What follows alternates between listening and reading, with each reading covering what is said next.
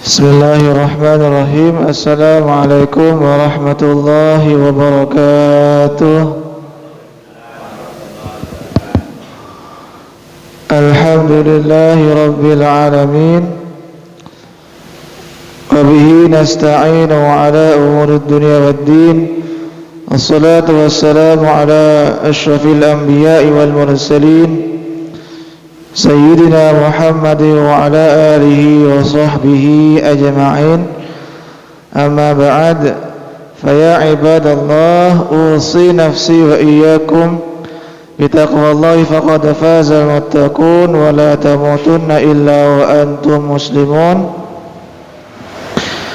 Faqala ta'ala mudzakiran bidzalik, يا أيها الذين آمنوا اتقوا الله وقولوا قولا سديدا يصلح لكم أعمالكم ويغفر لكم ذنوبكم ومن يطع الله ورسوله فقد فاز فوزا عظيما.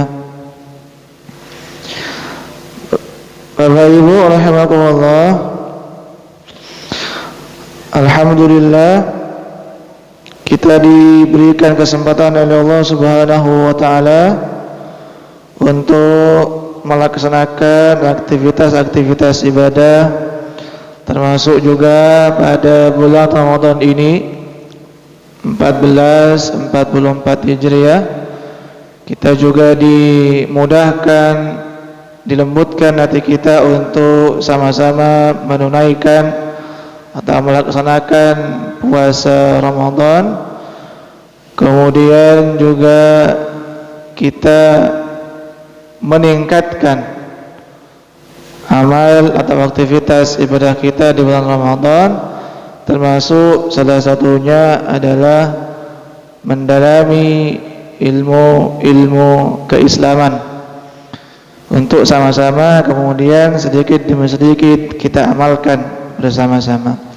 Artinya tentunya bulan Ramadan ini bukan bulan untuk berleha-leha karena mungkin capek, lapar dan lain semacamnya, tetapi justru bulan Ramadan sekalipun ada rasa haus, lapar dan dahaga, tetap bisa memaksimalkan aktivitas-aktivitas ibadah yang lain. Salah satunya adalah kita melaksanakan kajian rutin hari Jumat dan hari Senin. Bapak Ibu rahimakumullah, pada kajian kali ini kitab yang akan kita bahas adalah hadis Arba'in Nawawi. Sebetulnya kitab ini kita pakai di pengajian hari Rabu sore, pengajian ibu-ibu secara khusus. Tetapi pada bulan Ramadan ini kita juga menggunakan kitab hadis Arba'in Nawawi ini. Bapak Ibu rahimakumullah, kita masuk hadis yang ke-37. Hadis yang ke-37 tentang karunia Allah Subhanahu wa taala. An Ibnu Abbas radhiyallahu anhuma an Rasulillah sallallahu alaihi wasallam fima yarwihi an rabbih tabaraka wa ta'ala qala. Dari Ibnu Abbas radhiyallahu anhuma, dari Rasulullah sallallahu alaihi wasallam, dari Allah tabaraka wa ta'ala. Jadi ini adalah hadis qudsi dari Allah disampaikan kepada Rasulullah, kemudian disampaikan kepada para sahabat Ibnu Abbas dalam hal ini. Dari Ibnu Abbas, dari Rasulullah, dari Allah Subhanahu wa taala. Qala, Allah berfirman, Inna Allah katabal hasanati was sayyiati thumma bayyan. Allah telah menetapkan berbagai macam kebaikan dan keburukan, kemudian Allah menjelaskannya. Jadi Allah Subhanahu wa taala sudah memberikan nih mana yang baik, mana yang buruk. Dijelaskan oleh Allah Subhanahu wa taala. Ini yang baik, ini yang buruk, ini boleh, ini tidak, dan seterusnya. Allah sudah menjelaskan hal itu di dalam Al-Qur'an, kemudian diperluas lagi, tegaskan lagi oleh Rasulullah sallallahu alaihi wasallam. Jadi perkara yang baik disebutkan dalam Al-Qur'an, amalia-amalia yang buruk juga diterangkan di dalam Al-Qur'an, termasuk dijelaskan dalam hadis Rasulullah sallallahu alaihi wasallam. Kemudian Nabi kita Muhammad kemudian dilanjutkan, faman hamma bihasanatin falam ya'malha katabaha Allahu 'indahu hasanatan kamilah. Barang siapa yang berniat untuk melakukan satu kebaikan, falam ya'malha, kemudian dia tidak melakukan kebaikan yang sudah diniatkan itu, katabahallahu indahu hasanatan kamilah, maka Allah akan mencatat baginya satu kebaikan yang sempurna.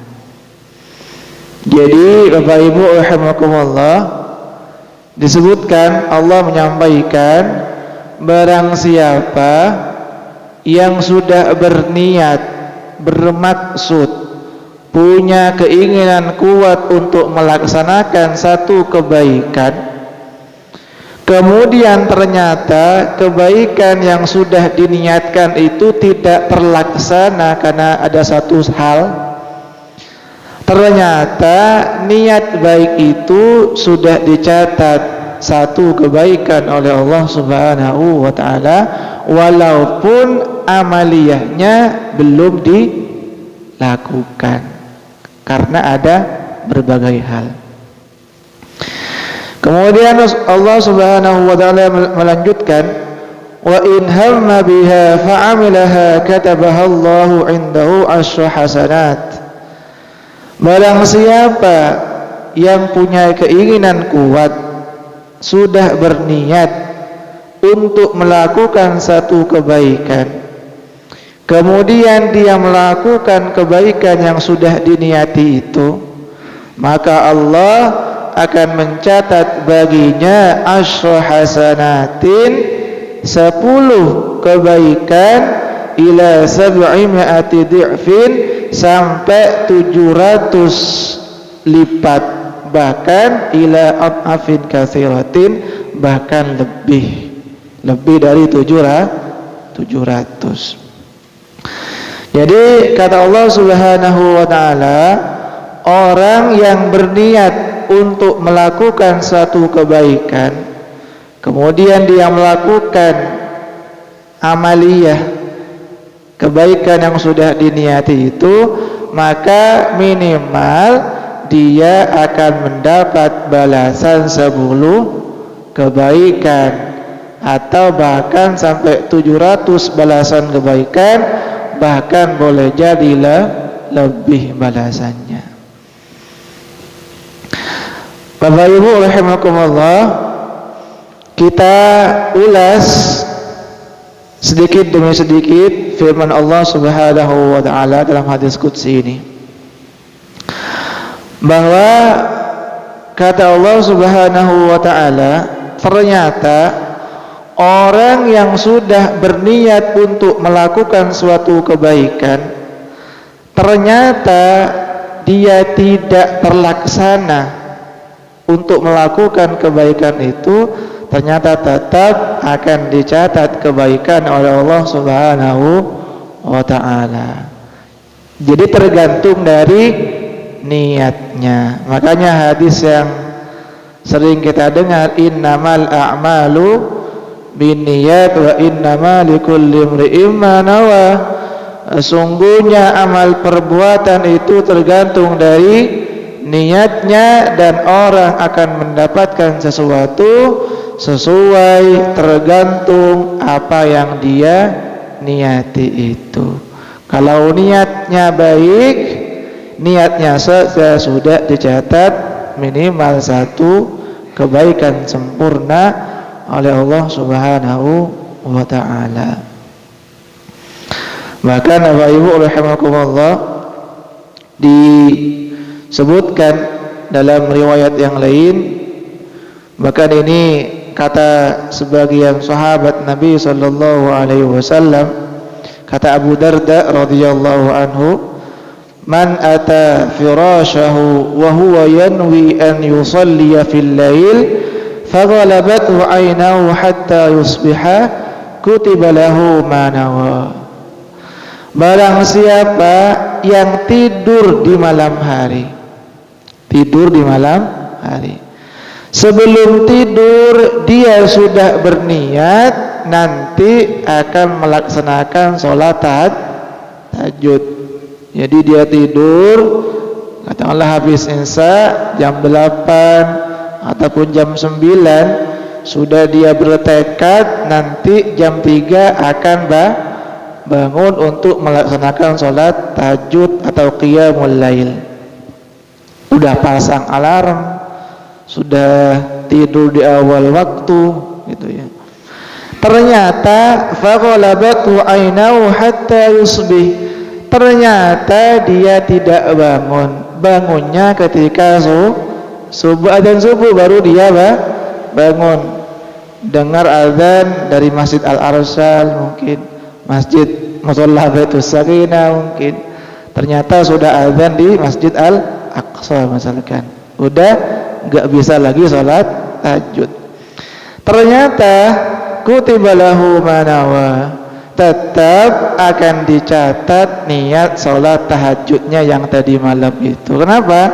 Karena sudah ada kesungguhan di dalam hatinya untuk melaksanakan salat qiyamul lail, salat tahajud. Makanya inilah maksud dari sabda Nabi tadi, innama likulli imri'in ma nawa. Seorang itu mendapatkan sesuatu sesuai dengan apa yang dia niatkan itu tadi. Jadi ini pentingnya niat Bapak Ibu ya, sangat-sangat penting sekali. Itu. Bahkan ini udah sepakat para ulama gitu ya. Orang yang sudah punya kebiasaan sholat tahajud, nih misalkan ya, ada orang yang sudah rutin biasa sholat tahajud, sholat qiyamul lail, ternyata dia sakit tidak bisa bangun, maka tetap pahala tahajudnya akan dicatat oleh Allah Subhanahu wa ta'ala. Luar biasanya ini, dahsyat sekali. Jadi amalan rutin kita,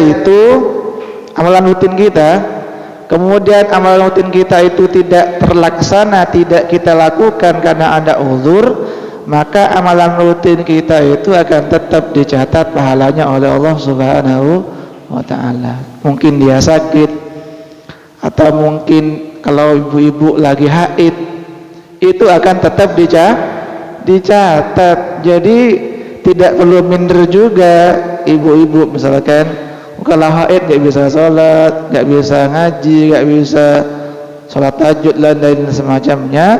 Insya Allah amalan rutin tahajudnya, amalan rutin baca Qur'annya itu tetap akan dicatat, dihitung oleh Allah Subhanahu wa ta'ala. Ini saking luar biasanya karunia dari Allah Subhanahu wa ta'ala, Bapak Ibu. Bahkan di sini juga ada pernyataan dari Sa'id ibnu Musayyab, ini seorang tabi'in ya. Kata beliau, man hamma bi salatin aw siyamin aw hajjin aw ghuswatin fahila bainahu wa baina dzalika balaghahu Allah ta'ala ma nawa.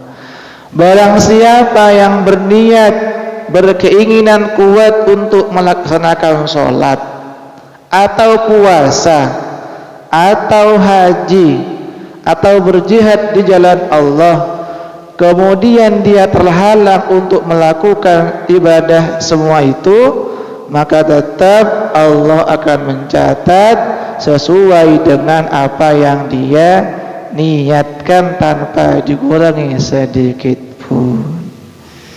Ini sama seperti contoh kasus ketika masa pandemi ya Pak Ibu.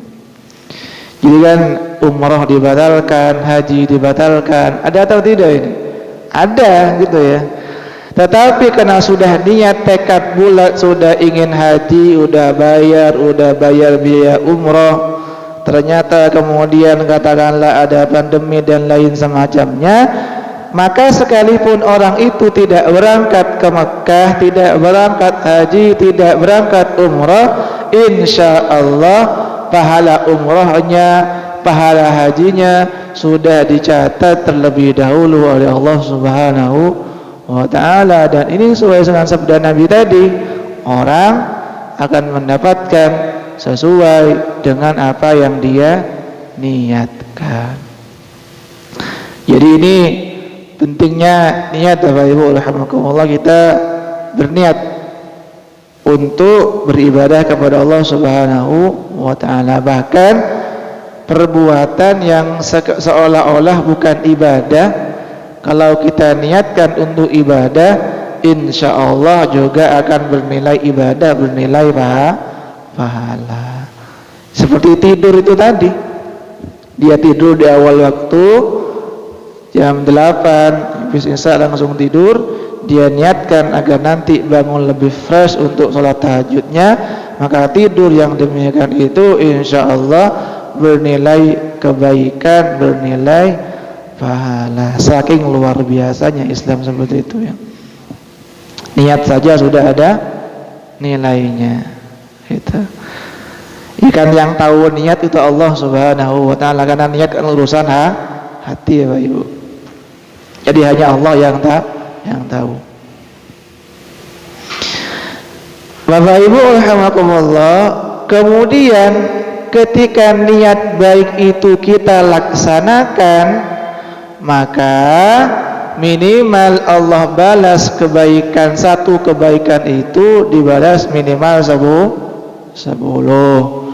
Ini juga Allah tegaskan di dalam Al-Qur'anul Karim, surah Al-An'am surah ke-6 ayat 160, kata Allah, man jaa bil hasanati falahu asyru amsalihha, barang siapa yang melakukan satu kebaikan, falahu asyru amsalihha, maka minimal dia mendapatkan 10 balasan kebaikan.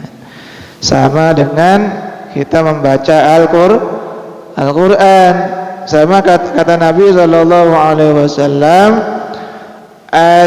satu huruf Al-Quran itu minimal balasannya 10 kebaikan. Adapun alif lam mim itu bukan satu huruf, tetapi alif satu huruf, lam satu huruf, mim satu huruf, dan setiap huruf minimal 10 balasan kebaikan. Jadi kalau kita membaca alif lam mim saja, itu sudah minimal mendapat balasan 30 kebaikan. Luar biasa. Saking pemurahnya Allah Subhanahu wa ta'ala. Tetapi ya Bapak Ibu rahimakumullah, satu kebaikan itu bisa saja dibalas 700 kebaikan atau bahkan lebih, sesuai dengan tingkat keikhlasannya, sesuai dengan tingkat kesulitannya. Tingkat kesulitan dan tingkat keikhlasan itu mempengaruhi jumlah balasan kebaikan yang akan kita dapatkan. Jelas sekali ini, sangat jelas sekali. Jadi semakin sulit kita, makin semakin besar pahala yang akan didapatkan. Misalkan ini subuh-subuh mati lampu, gitu ya. Subuh-subuh mati lampu. Ternyata ada seorang berangkat dari rumahnya ke masjid jalan kaki pas mati lampu. Ini luar biasa lipat ganda pahalanya. Kenapa? Karena orang lain mungkin lagi tidur, orang lain mungkin nggak ke masjid gara-gara mati lampu, atau mungkin gara-gara rintik hujan, tetapi orang ini masih pergi ke masjid untuk sholat berjamaah di masjid, maka orang yang seperti ini balasan pahalanya dilipat gandakan, tentunya lebih dari 10. Jadi ukurannya itu dilihat dari tingkat keikhlasannya dan tingkat kesukaran seperti apa kita melaksanakan ibadah tersebut. Jadi itu Bapak Ibu rahimakumullah. Adapun yang sering kita dengar adalah infak. Infak itu kan dibalas 700 kali lipat. Sebagaimana firman Allah Subhanahu wa taala di dalam Al-Qur'an surah Al-Baqarah surah kedua ayat 261, kata Allah Subhanahu wa taala, "Matsalul ladzina yunfiquna amwalahum fi sabilillah kamathali habbatin ambatat sab'a sanabila fi kulli sumbulatin mi'atu habbah wallahu yudha'ifu liman yasha." Al-ayah. Perumpamaan orang yang menginfakkan hartanya di jalan Allah seperti satu benih yang memunculkan 70 bulir, dan setiap bulir itu ada 100 benih. Jadi perumpamaan orang yang berinfak seperti satu benih, yang satu benih ini memunculkan 7 tangkai atau 7 bulir, dan setiap tangkai ini ada 100 benih. Berarti 7 kali 100 berarti 700. Bayangkan loh itu. Orang yang berinfak di jalan Allah Subhanahu wa taala dibalas 700 kali lipat, gak tanggung-tanggung. Bahkan Allah menyatakan wallahu yudha'ifu liman yasha. Allah bisa saja melipat gandakan lebih sesuai dengan yang Allah kehendaki. Saking saking murahnya Allah, saking luasnya karunia Allah Subhanahu wa taala. Amalan sedikit ternyata dibalas dengan balasan yang berlipat ganda. Termasuk ibadah puasa, Bapak Ibu. Ini puasa ini amal ibadah yang Allah sendiri yang akan membalas. Terserah Allah sebanyak yang Allah kehendaki. Terkait dengan puasa, Rasulullah SAW menyebutkan, ini hadis qudsi ya, ini Allah berfirman. Kata Allah Subhanahu wa taala, "Kullu amali ibni Adam lahu illa shiyam." Setiap amalan anak Adam itu baginya, illa shiyam, kecuali puasa. Fa innahu li, puasa itu milikku kata Allah. Wa ana ajzi bihi, dan saya sendirilah yang akan memberikan balasan sebanyak apa itu pahala atau balasan kebaikan dari puasa itu. Jadi itu Allah sendiri kemudian akan memberikan balasan bagi orang-orang yang berpuasa. Lebih-lebih puasa ini adalah amal ibadah untuk menguji tingkat kesabaran seorang hamba. Gak makan, menahan syahwat. Misalkan adalah pengantin baru seminggu menikah, ternyata pas bulan puasa. Nah itu, padahal lagi bener Pak Iqbal ya gitu. Betul Pak Iqbal tuh. Jadi nikahnya tanggal 27 Sya'ban, ternyata 2 hari lagi puasa. Nah, itu berat itu. Itu berlipat ganda pahalanya itu. Nah, itu kan menguji kesabaran.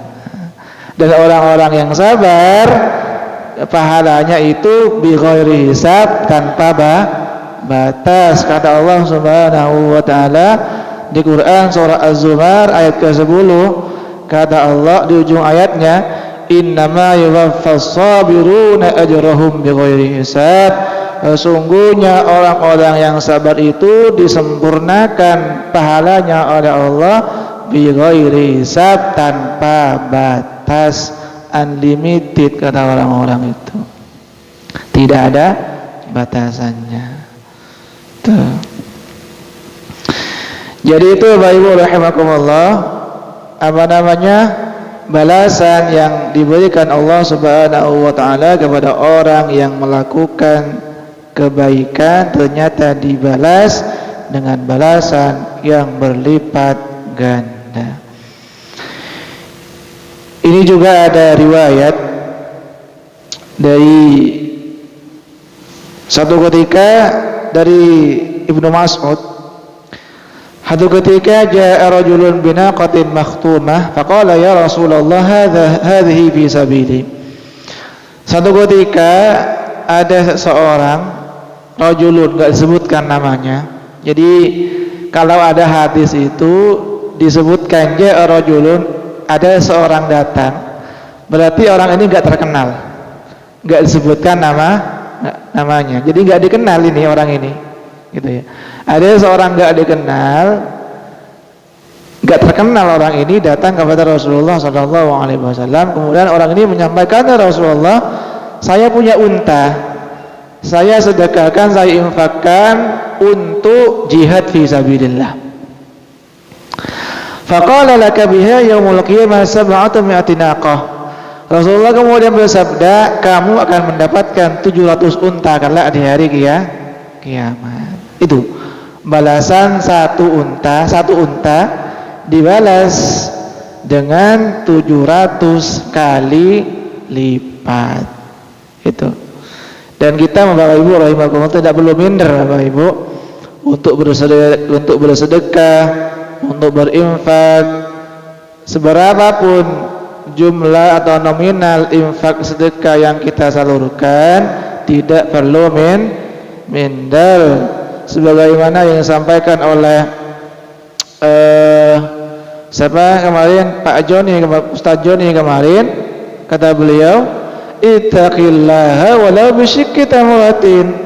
Berinfaklah kamu sekalipun dengan infak atau sedekah kurma separuh. Bayangkan loh itu, kurma separuh gak masalah. Atau walau bisurbati ma'in, sekalipun dengan seteguk air. Bayangkan loh, itu kata Pak Joni kemarin mengutip hadis Rasulullah sallallahu alaihi wasallam. Kurma separuh, seteguk air ada nilainya, apalagi nasi kotak setelah ini. Ada kan nasi kotak setelah ini? Itu udah gak kebayang melipat gandanya itu. Bayangkan itu nasi kotak mungkin kurmanya 3 gitu kan ya, atau mungkin 5. Itu juga ada airnya gitu kan. Itu udah enggak kehitung itu. Bayangkan kurma separuh, seteguk air ada nilainya. Enggak perlu minder untuk bersedekah, untuk berinfak walaupun mungkin nominalnya terlihat kecil.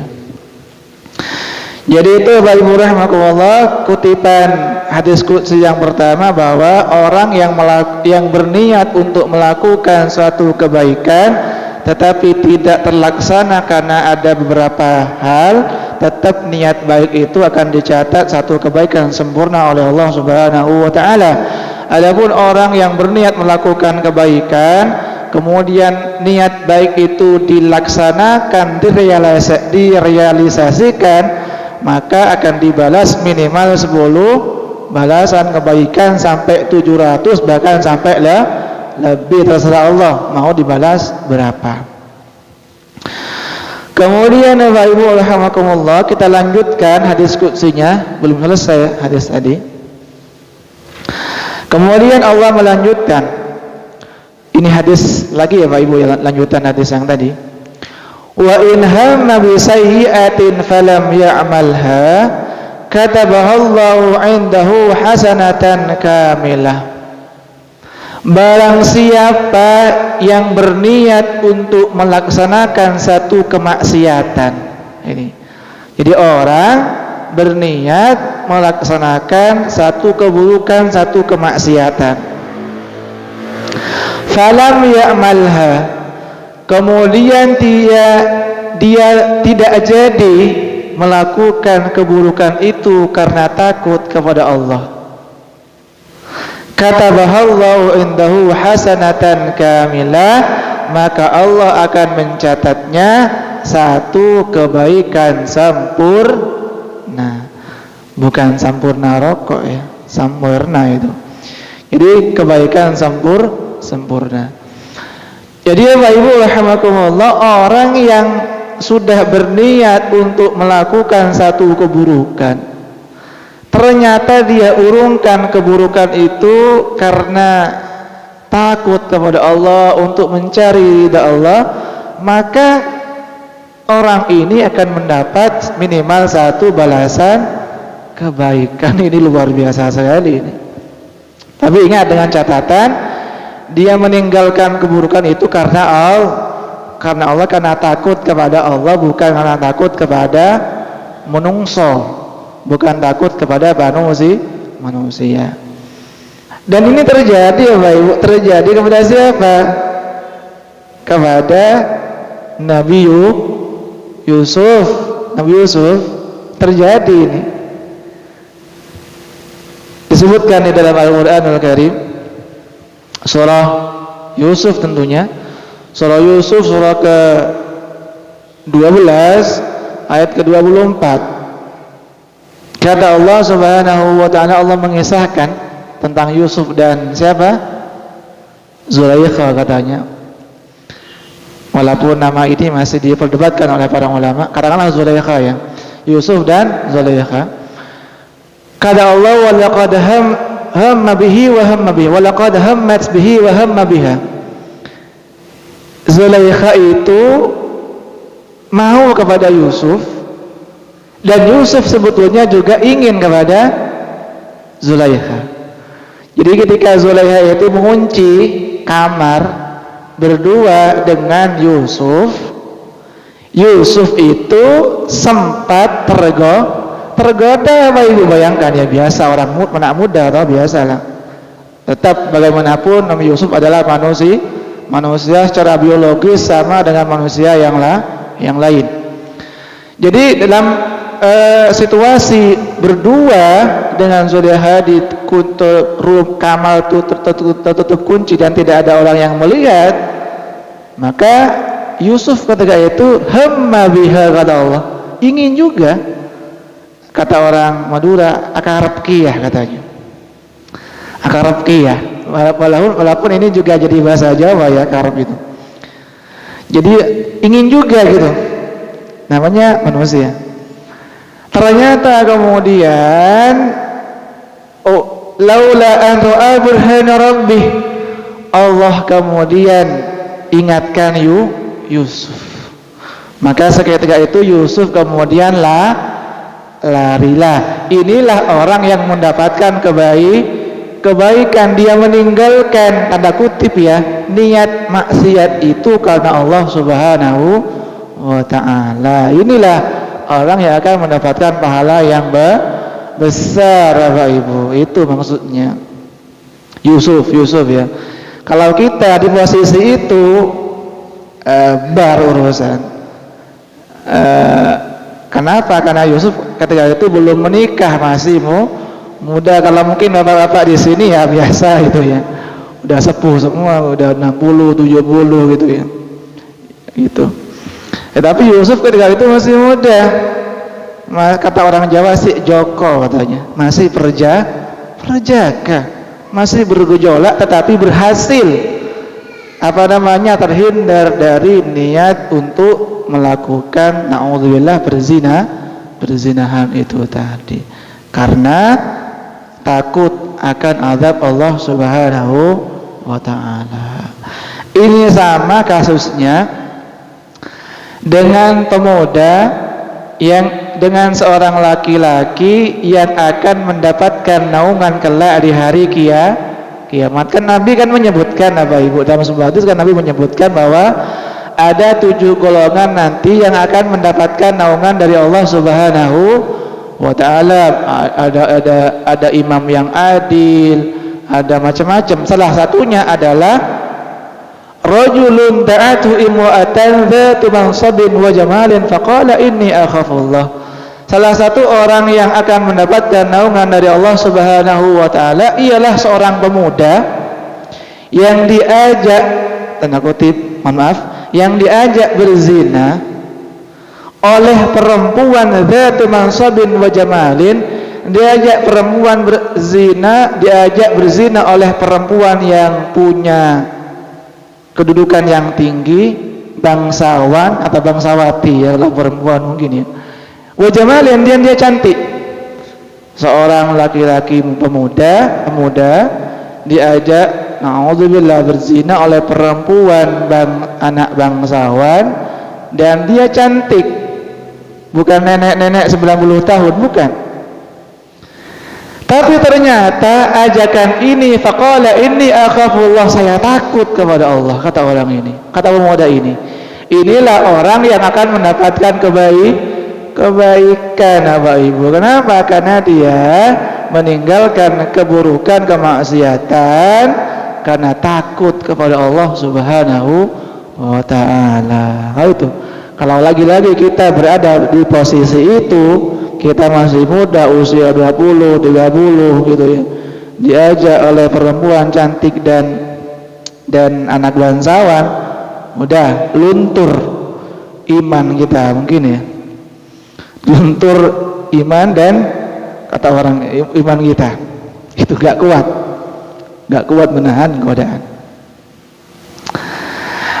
Akan tetapi Bapak Ibu rahimakumullah, orang yang melakukan keburukan karena takut kepada manusia, dia tidak akan mendapatkan kebaikan, malah dia akan mendapatkan dosa.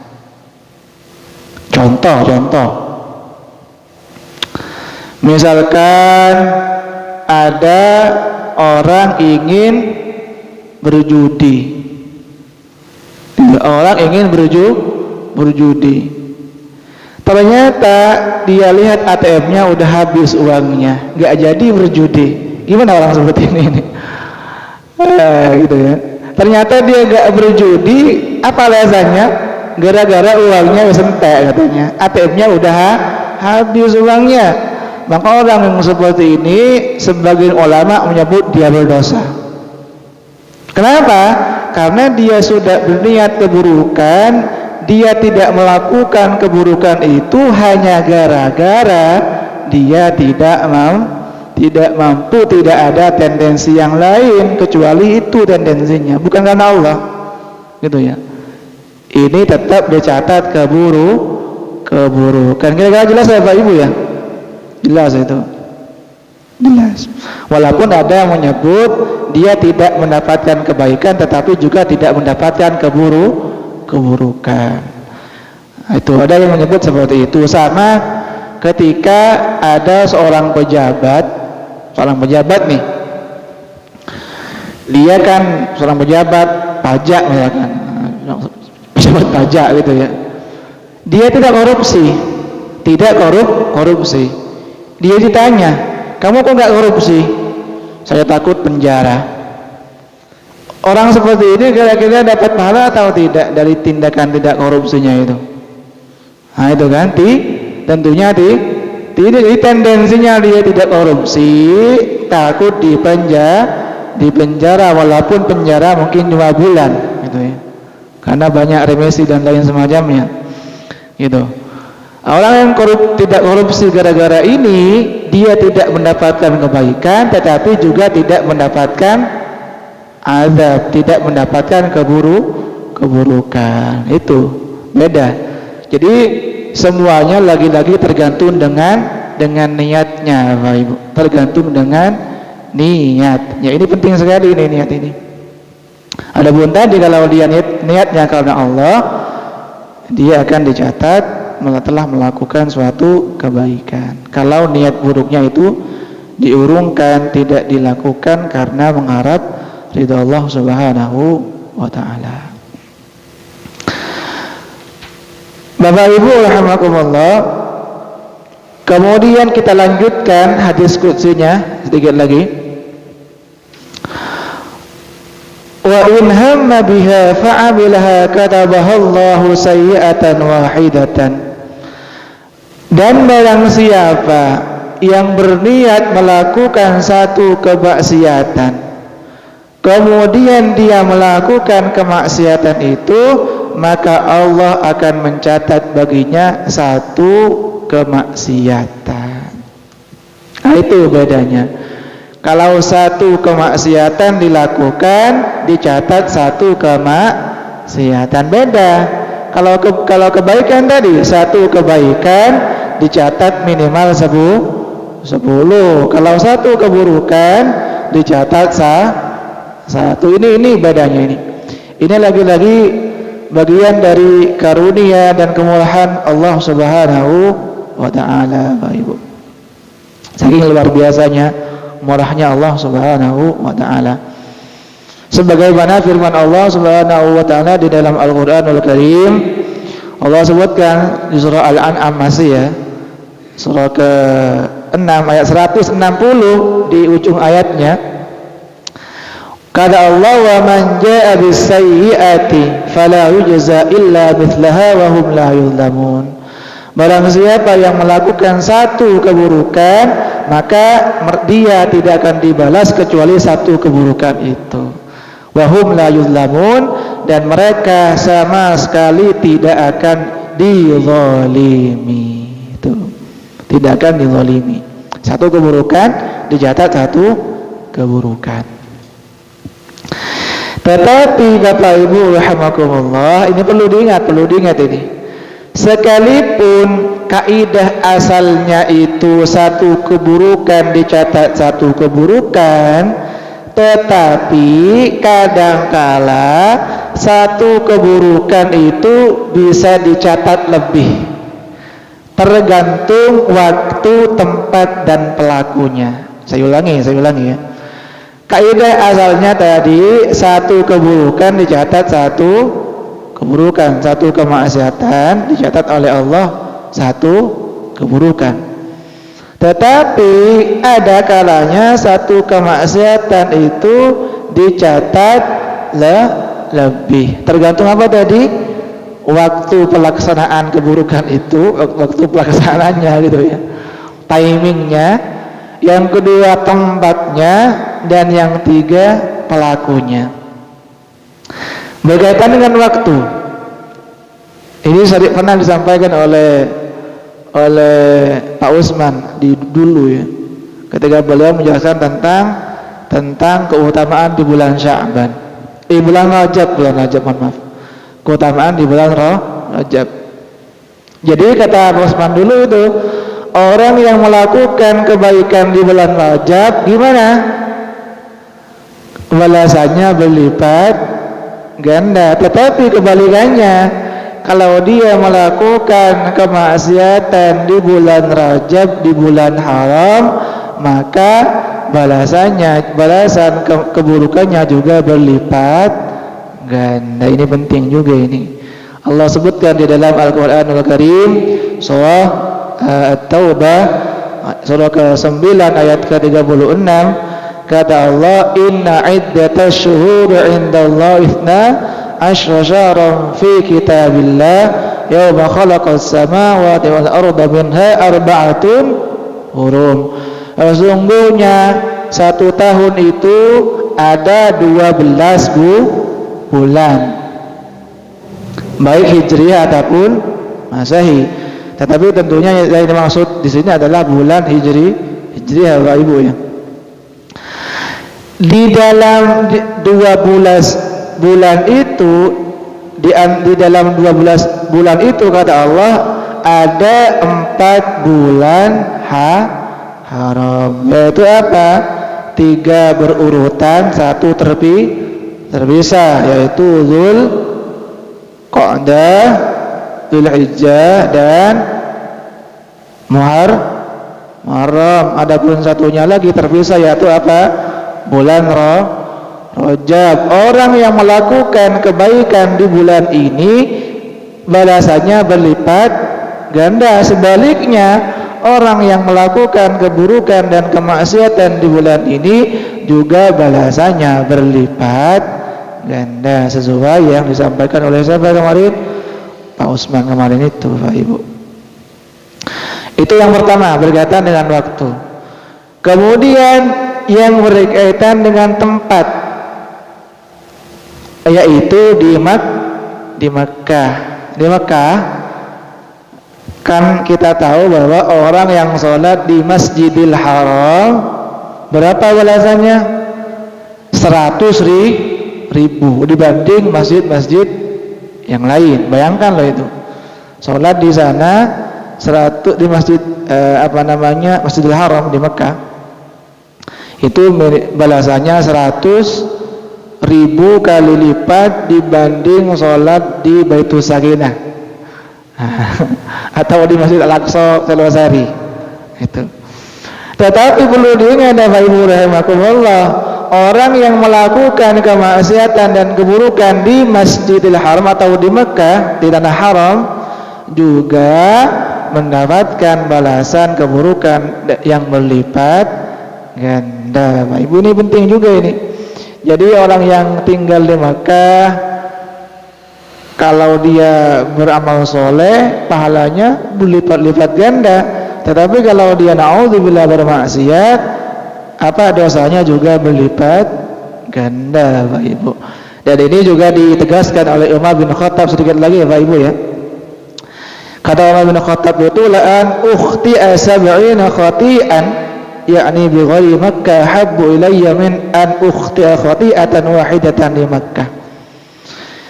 Saya melakukan 70 kesalahan, 70 keburukan di luar kota Makkah, lebih aku sukai, lebih ringan di mata saya, dalam pandangan saya, daripada saya melakukan satu keburukan di kota Makkah, di tanah haram, apalagi nanti di sekitar Masjidil Haram itu ada berlipat ganda itu dosa-dosanya, termasuk pahalanya kalau dia beramal soleh.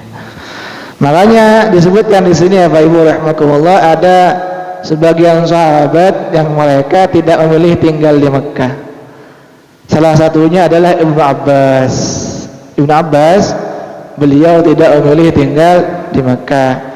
Ada Abdullah bin Amr bin As, beliau tidak tinggal di Mekah. Termasuk juga Umar bin Abdul Aziz, ini udah periode tabi'in ya, juga tidak tinggal di Mekah. Karena salah satu alasannya gara-gara itu, khawatir melakukan keburukan sengaja atau tidak, nanti balasan atau dosa-dosanya berlipat ganda. Itu yang berkaitan dengan tempat. Adapun yang berkaitan dengan pelaku, tadi kan waktu, tempat, dan pelaku. Jadi orang yang dekat dengan Allah, orang yang memiliki kedudukan yang tinggi dengan Allah, kalau dia melakukan kemaksiatan, keburukan, dosa-dosanya juga berlipat ganda, Pak Ibu.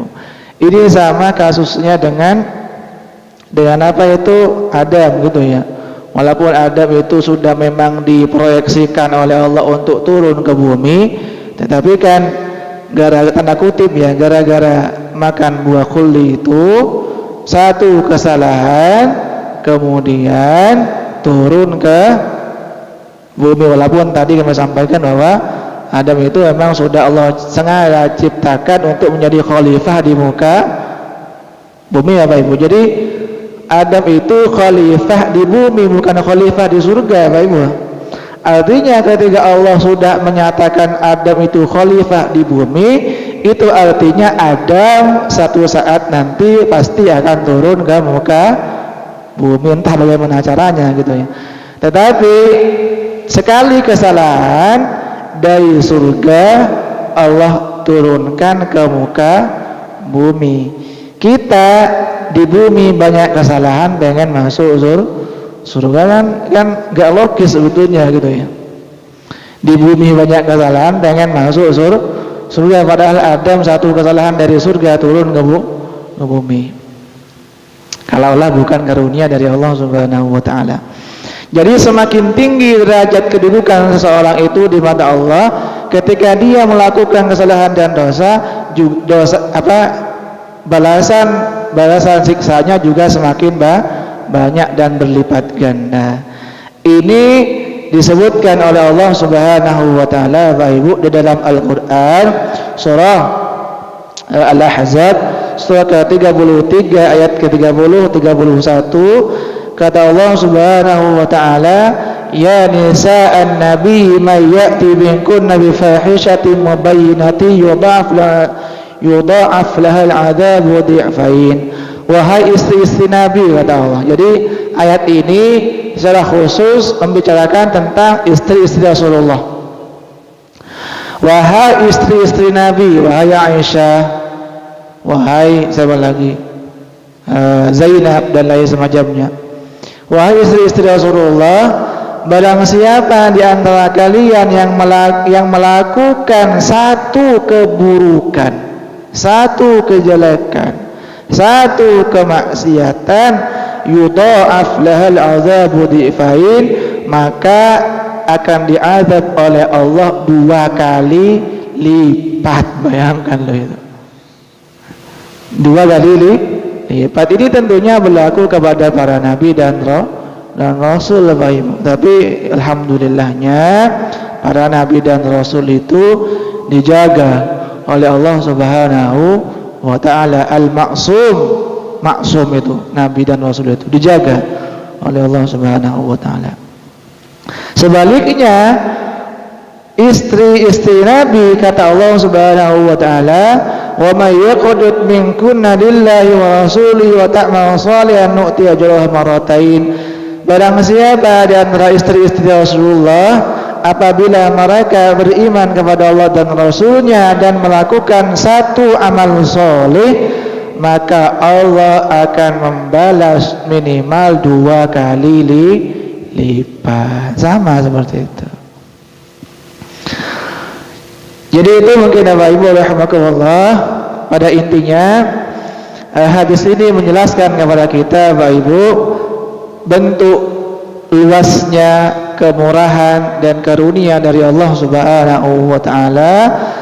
Salah satu bentuk karunia Allah itu yaitu tadi bahwa orang yang berniat untuk melakukan kebaikan, ternyata dia tidak melakukan kebaikan itu karena satu hal, ternyata niat baik itu masih dicatat oleh Allah Subhanahu wa taala.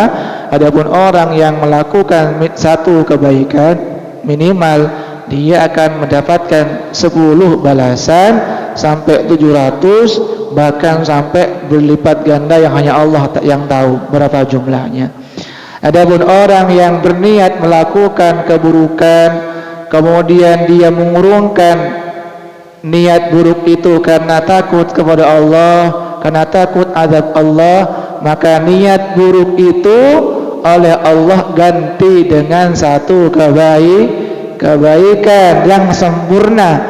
Adapun orang yang melakukan satu keburukan, Allah catat satu keburukan, tidak lebih dari itu, kecuali tadi keburukan itu dilakukan di waktu-waktu di bulan-bulan haram atau di Makkah, atau dilakukan oleh orang-orang yang memiliki kedudukan yang tinggi di sisi Allah Subhanahu wa taala.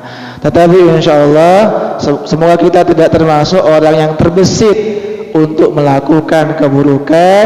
Semoga yang terbesit dalam hati kita hanyalah melakukan kebaikan dan seterusnya lebih-lebih di bulan Ramadan ini.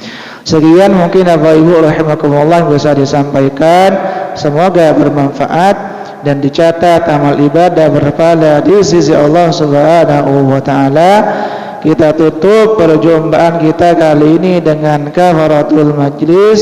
Subhanakallahumma wa bihamdika asyhadu an la ilaha illa anta astaghfiruka wa atubu ilaik. Assalamualaikum warahmatullahi wabarakatuh.